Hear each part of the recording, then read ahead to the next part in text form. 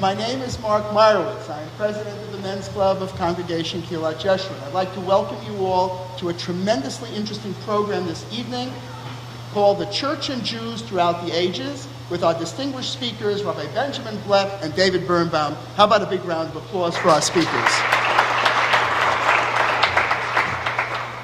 Before I introduce our first distinguished speaker, Rabbi Blech, I just wanted to mention to you that we have many interesting events here at KJ, and for those of you perhaps that are here the first time, we urge you to come back and attend our programs. For example, on March 27th, we're going to have a wonderful film called Just Like Home, which is about an orphanage, a Jewish orphanage in Moscow. And we're also having a special program on Shabbat, March 19th, which will be a program on diabetes with an expert on this thing. And we have many, many interesting programs. If you'd like to come, we'd love to have you. And if you don't come to KJ, please come on a Shabbat.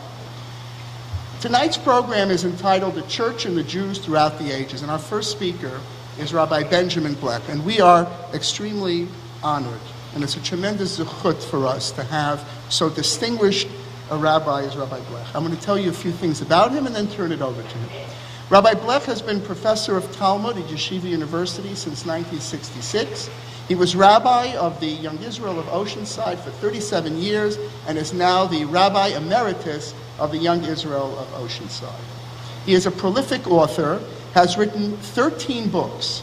Some of them are called Understanding Judaism, Eyewitness to Jewish History, The Book of Passover, and also The Sistine Secrets, which I believe he's going to talk about to some extent tonight.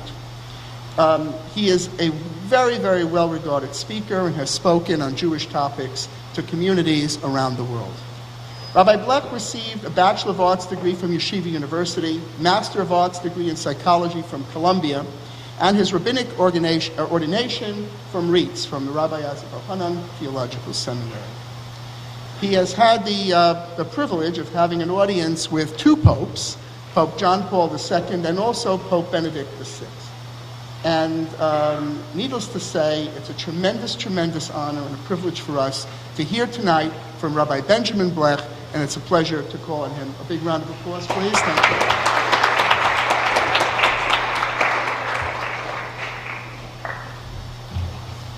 Thank you. I want to commend you, first of all, for your great intelligence in remembering to set the clock forward. You know that an hour from now, people will be pounding on the doors here wondering where is the program. I thank David Birnbaum in particular for inviting me to join him in what promises to be a fascinating program dealing with the relationship between the church and the Jews throughout the centuries. I gave David the task of doing 20 centuries of that, and I will be doing just one small portion, but an extremely significant one. I want to speak to you about something that is in the Vatican, the single most visited museum in the world, the Sistine Chapel. 4 million people a year go to see the work of Michelangelo.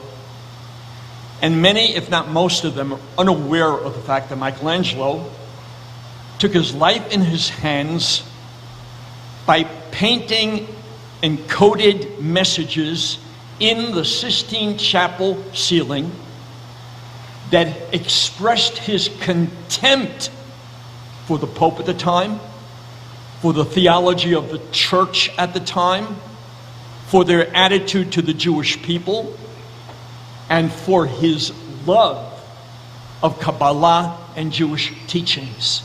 Now that's a mouthful to say, and I have to give him my credentials that allow me to speak with certainty in this regard.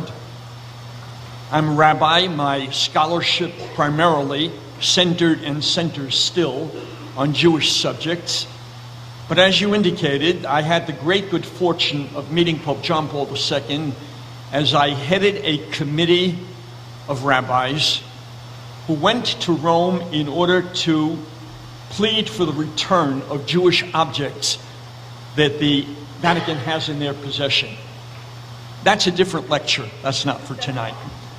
But when I was there and engaged in the bureaucratic aspects, A number of rabbis who had come to Rome with me to participate in this project went on a tour of the Sistine Chapel given by the only Orthodox Jewish docent who has spent his life studying Michelangelo and his attitude to and relationship with and knowledge of Jews, Judaism, and Jewish people.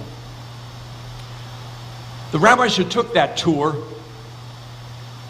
with Roy Doliner came back. I was not on the tour with them, and they were speechless. And you know what it takes to leave rabbis speechless.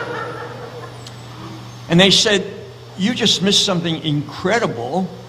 Do you know that Michelangelo actually inserted Hebrew letters and coded messages, and a ton of other things that are vital to an understanding of the relationship between Christians and Jews into the ceiling?" As a matter of fact, they told me, "You must meet this gentleman," because we said to him, "Why don't you write a book?" And he said, "I'm not an author." And they said to him, "Well, Rabbi Blech, who is leading this group, has published numerous books, and the two of you ought to get together." And I say to you that the shidduch between Roy and myself is only somewhat less than the shidduch between my wife and I. We spent a year and a half, emails, interchange of letters, writing the book. It is now in 26 other countries, translated into 16 other languages. In Italy, it's a runaway bestseller in its 10th printing by the firm of Rizzoli. And the church isn't too happy with the book. They will be less happy when the movie comes out. We have sold the movie rights as well. I'm going to be playing myself.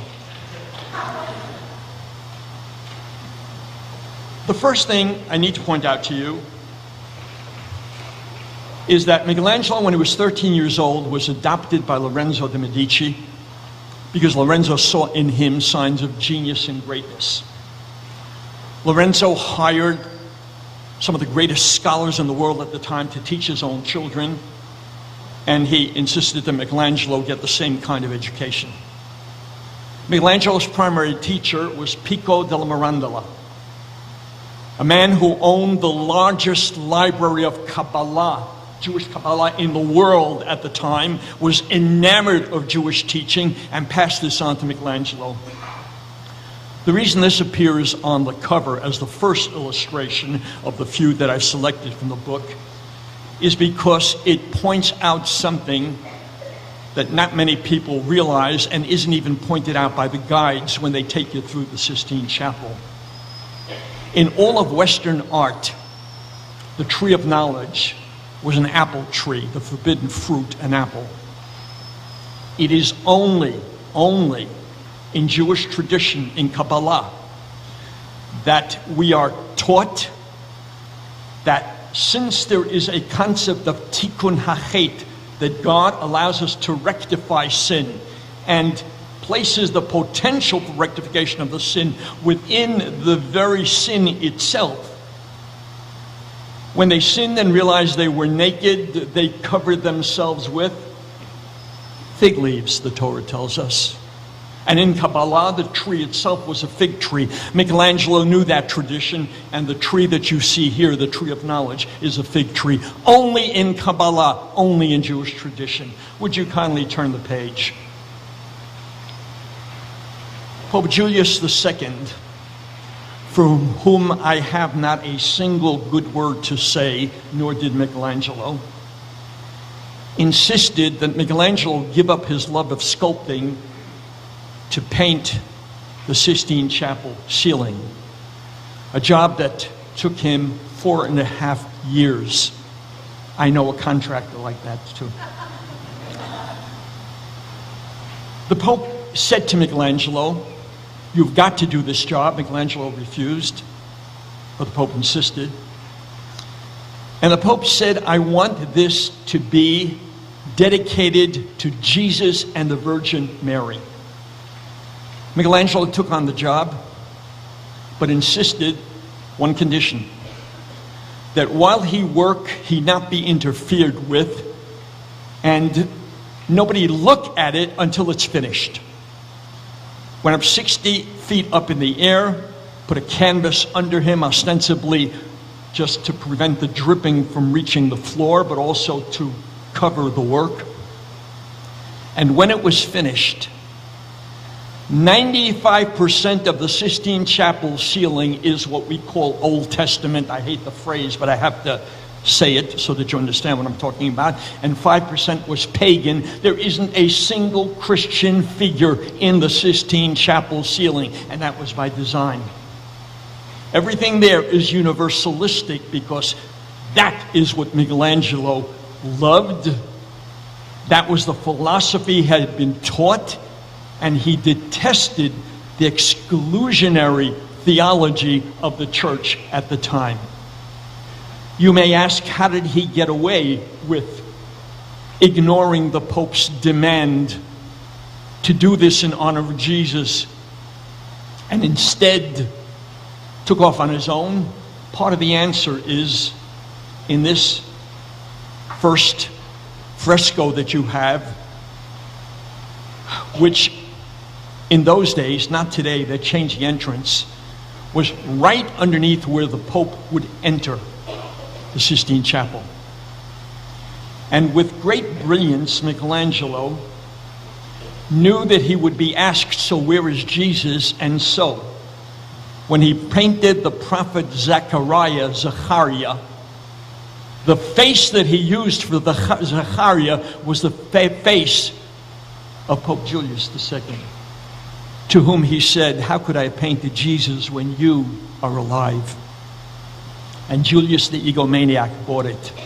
What he did not see was a personal expression of disgust that Michelangelo was able to introduce into this fresco. It couldn't be seen from below, 60 feet up in the air, but Michelangelo knew he painted it, and today with cameras we can get a clear picture of it. In my book, which I hope you will buy after this is all over, you will see a clear reproduction of it very closely. You see the two little angels right in back of Zechariah.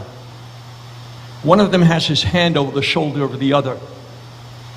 If you blow up that picture and you take a look at his fingers, you will note something very striking. In America, we don't show disgust or distaste with a finger that is portrayed here. We use the middle digit, but in Europe, much of the world, they do something that is called in Yiddish, "Megittem de feig," "Ich feig auf dir," which is done like this, if you can see my finger, my thumb between these two fingers. And when the Pope entered, right over his head was one little angel giving the finger to the Pope as he entered the Sanctum Sanctorum.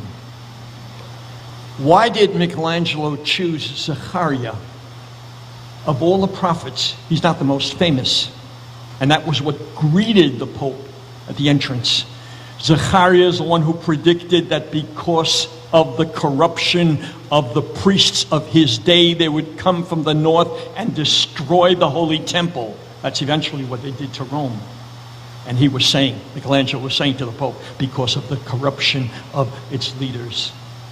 Zechariah is the one whose vision we read on Hanukkah of the menorah, of all light coming to a central source, representing the universality of wisdom and of religion and of faith in a universal God.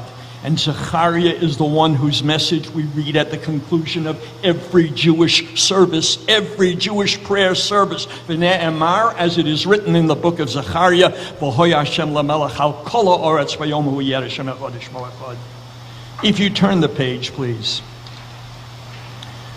Michelangelo painted a scene, one of the areas dedicated to the ancestors. There were just a few of them. Strangely enough, he depicted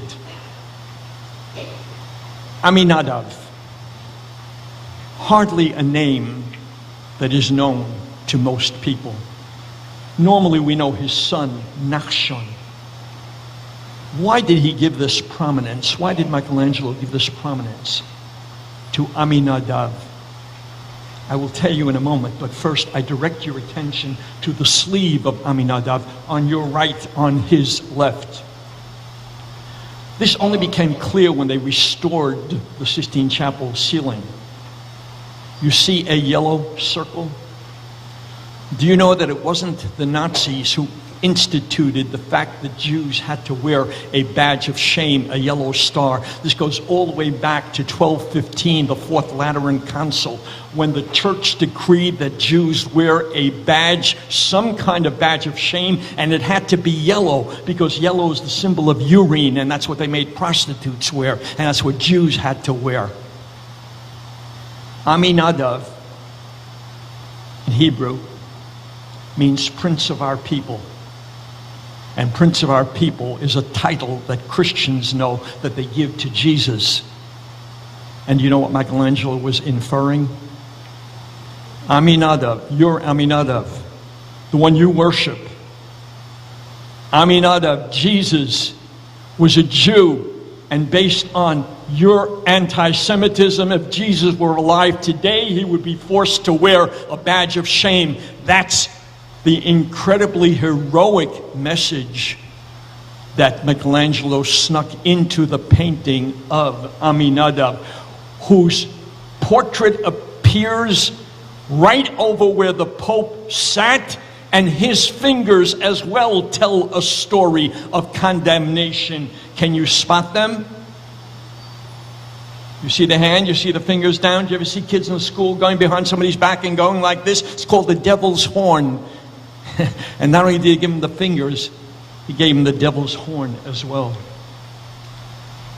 Would you turn the page, please? When Michelangelo finally thought he was finished with the job, went back to sculpting, they forced him to return once again. This time they said to him, now do the wall. And he said, it's done already. What am I going to do now? They said, we're going to cover it, and you're going to do something. And they said, this time, don't play games with us. This time we want what we want. We want Jesus. We want something that reflects the church. And so he was forced to come back and do what is known now as the Last Judgment. And here too, Michelangelo snuck in something that spoke volumes about his own beliefs. You can't see it here. The only thing you can see here is what clearly was meant to portray by the design, what? The two tablets. The two tablets. But if you see sort of to the top center, that's Jesus. And round above him were figures, each one of whom was supposed to represent the just and the pious, the holy people, who by virtue of their goodness and greatness would deserve to be near Jesus in the other world. Now, we blew this up, and in the book we have the illustration that makes it clear. Unfortunately, you can't see it well here. This is just a large overview shot. Over Jesus in the right-hand corner, there are two figures, one of whom is holding up one finger like this, which in another one of the frescoes was meant to demonstrate Noah, saying there is only one God. And in another one, he had a man wearing what was commonly known as a Jew hat. And these two figures, both Jews, surrounding Jesus, made the remarkable theological statement that went against Dante and Christian theology, even to this day, in great measure, that says, if you don't believe in Jesus, you are damned and doomed to eternal hell. Lo and behold, Michelangelo painted two Jews right up there, right alongside Jesus. There are countless other examples. Examples that include as I indicated, Hebrew letters, actual Hebrew letters written as they are written in Hebrew, with messages that demanded that the church wake up to the recognition that Jews are also the children of God. Do you know what it means? The church, which counts the years for them, this is 2011, because anything before the birth of Jesus is irrelevant and meaningless.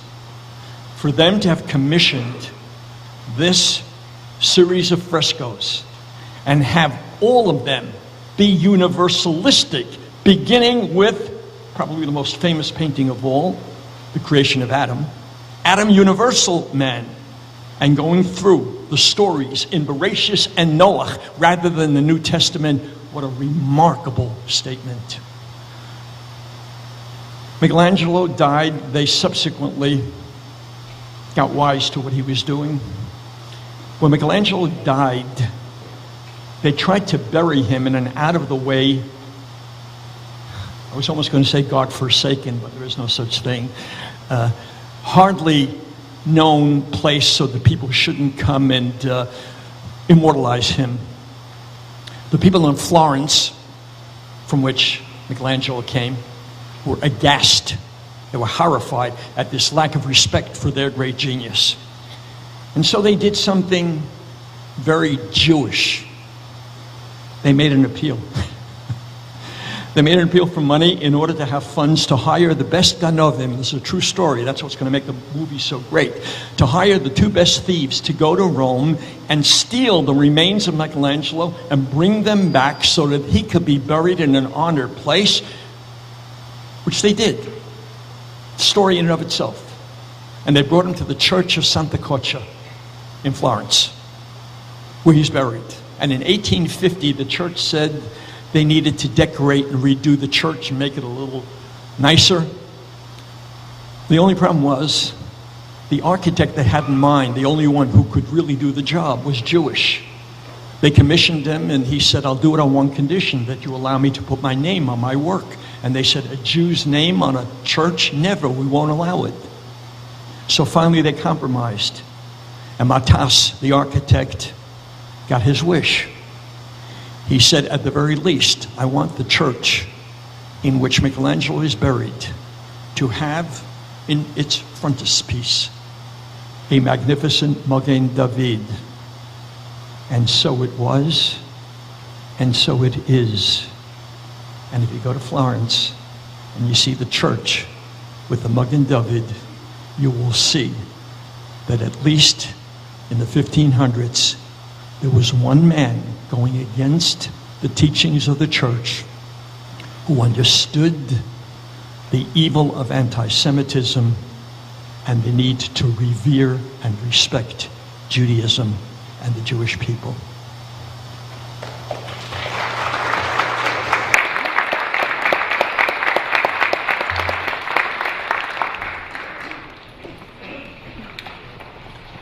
Possible to apply for cameos for the movie, Rabbi? To be in the movie? I want to be in the movie.